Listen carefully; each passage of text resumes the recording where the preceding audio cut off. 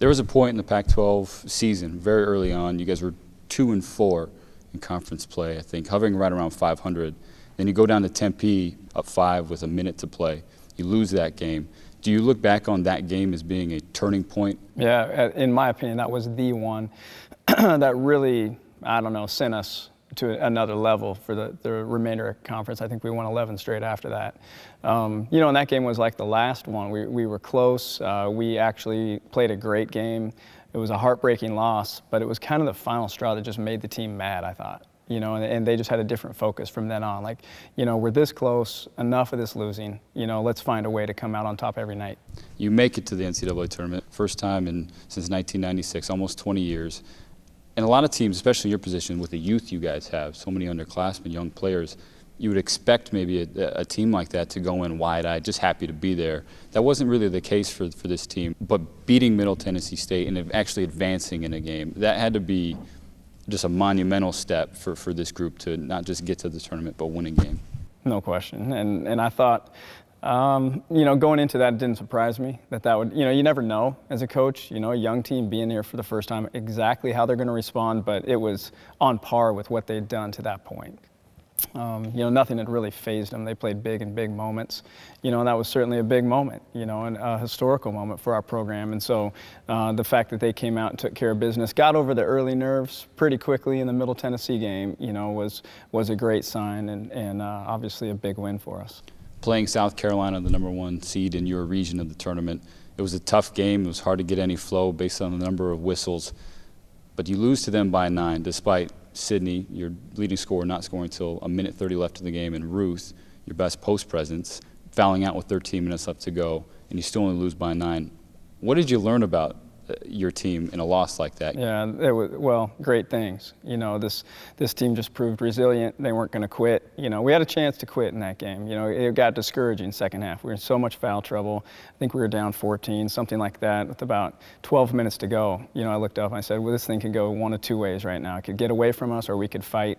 You know, and it didn't surprise me a bit. This team always has chosen to fight. You know, and I thought one of the big keys to that game was Sydney.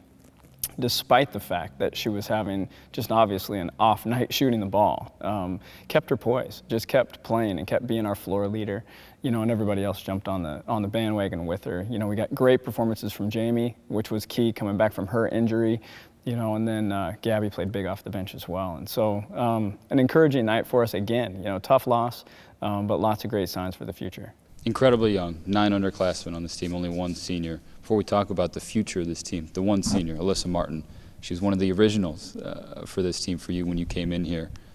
What's it been like watching her grow, and how pivotal has she been to the turnaround of Oregon State? Yeah, unbelievable. You know, this was neat, by the way. We're at shoot-around before a South Carolina game, and in the corner of the stadium, there is NCAA Tournament logo, and we get Coach Eric Eli, Mark Campbell, myself, Ashley Shear, our Director of Ops, and Alyssa Martin. 5 of us that have been here since day one. You know, here we are 4 years later standing underneath, you know, the NCAA Tournament logo, and we made it, you know. And so Alyssa has such a huge part to do in all of this. The fact that she's a legacy to Oregon State, her dad Earl played here, she came in with the pride of Oregon State in her, and so she's competed that way, you know, for 4 years, and you can't understate that. I don't think she just oozes it. You know, we win here, we do things right here, you know, and that's rubbed off. She's been on the court in a huge role her entire career. 3-year starter this year, 3.5-year starter, we can say. You know, so obviously her on-court contributions have been huge.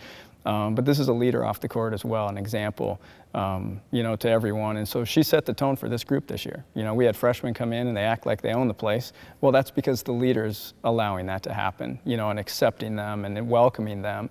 And when you've got a team that feels comfortable and welcome, and it's 1 through 11, you know, you're going places. That team's going to reach its potential, and she sets the tone for us. You're not that far removed from the hurt of a season coming to an end, but when you look back on what this team accomplished this year, the historical perspective, the number of wins, making it as far as you guys did, have you been able, you and your staff, been able to take a step back, look at it for what it is and appreciate it, or is it still a little too raw to do that? No, it's amazing what this team's accomplished, you know, and You know, it's hard to lose anytime, you know, and we lost to a 1 seed. You know, we're a 9 seed, we're a bunch of little kids, is what it felt like, you know, playing on the biggest stage. And, you know, it's one of those nights where things just didn't go our way, you know, but that doesn't take away from all the things this group accomplished all year long, the way they competed.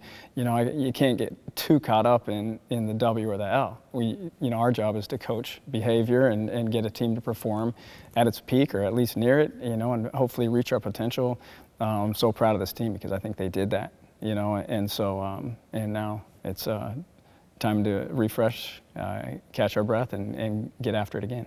You have to look at this as maybe a watershed season for this program based on the buzz that the Beavers had in Corvallis, not just with the passionate women's basketball fans, but the people here in general, and even the landscape throughout the Pac-12. They took notice of Oregon State basketball. That's what we came here to do. You know, we came here to do something significant in this program, and you know, hopefully be one of the programs that represents the West Coast on the national stage. You know, and do it here at Oregon State. Why not? And you know, so you know, you mentioned the fans, and that was, you know, that just put a smile on my face this year. You know, our Arizona State game, playing in front of over 5,000 Beaver fans, you know, that came out to support this team.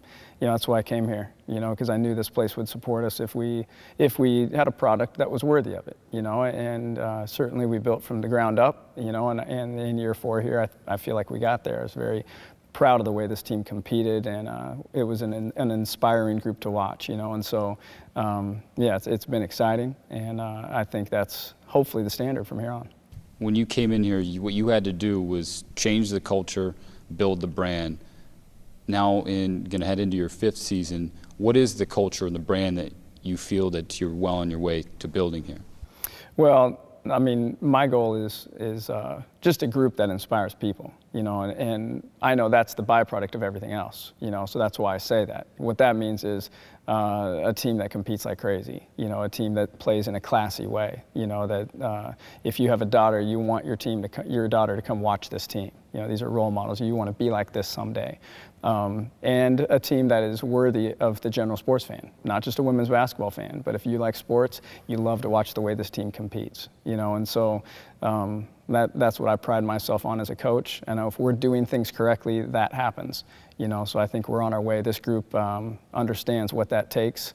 They did that all year, and it's a culmination of 4 years, certainly. There's been, you know, a build-up. Then this team is a byproduct of that process, and so yeah, I feel like we're getting there. I feel like that's what we're about. What's the next step for you guys? You made it to the tournament. You won a game. When people think women's college basketball, they think of the UConns, the Tennessees of the world, the Louisvilles, Baylors. How close are you to being in that discussion, do you feel? Well, we have to keep winning, you know, for that to happen. And, you know, that's certainly the goal. You know, that's a process, though. Those teams have been good for a long time, you know. So we just got to keep getting better. I mean, that's the big thing, and that's cliche, I know. But that's the fact. You know, this group has to get better. We play in one of the best conferences in the country. You know, we could be a better team next year and not win as much. I don't know. We just got to keep, you know, doing what we do. Taking care of each other and improving, and you know, this is about hard work. That's all this has been, rolling up our sleeves, and that's not going to stop, and it can't stop, you know. And so, looking forward to great things from this program and these student athletes, and really excited about where we're headed.